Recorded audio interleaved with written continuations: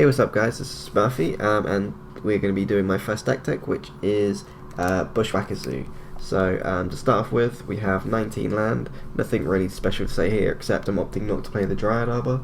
I found that the opening hands where you have one normal land and a Dryad Arbor, meaning that you can't play on curve because the Dryad Arbor has summoning sickness, just isn't worth it.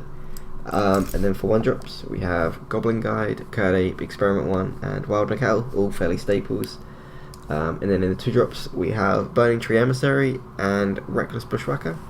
And I've been seeing this a lot in zoo lists, but I haven't seen people playing Goblin Bushwhacker. So I definitely think it's a good addition to the deck. The only thing I would say about this is that I'm not playing Tarmogoyf because I found that it's slightly too slow. Definitely in slower matchups I think it could be powerful, but I would rather play game 1 to be faster, and games 2 and 3 I just think there's better sideboard cards for different matchups.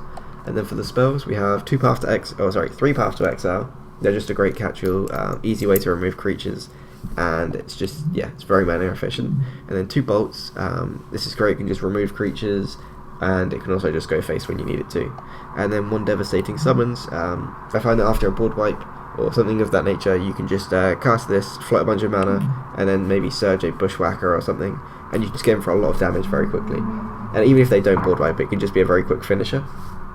And then we also have 4 Manamorphose, which might seem a bit strange in this deck, but the ability to go like 1-drop into next turn Burning-Tree, and then you can Manamorphose into double red or double green, and it just comes up a lot more than you'd think, especially now that we're playing Goblin Bushwhacker as well as, Goblin Bushwhacker as well as Reckless.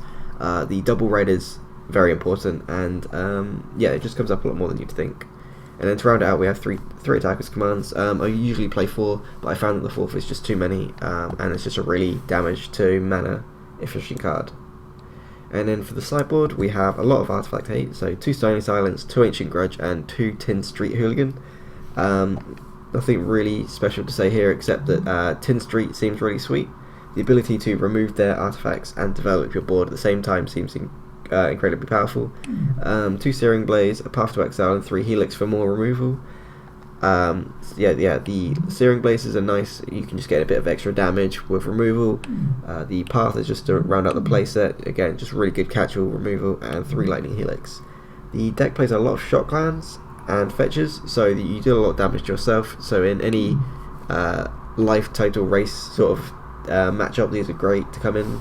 And I also have 3 Deflecting Palm. Deflecting Palm I have found to be one of the best sideboard cards in Modern, at least for red. It can come in and just against pretty much any deck. You can come in against Burn, Infect, Boggles, Zoo. Yeah, it just has a lot of situations it can come in against. It can even come against like Affinity. If they are like cranial plating up a guy, you can just like Deflecting Palm it, or Arcbound Ravagers and things like that. So yeah, that's the deck tech, and let's get into round 1.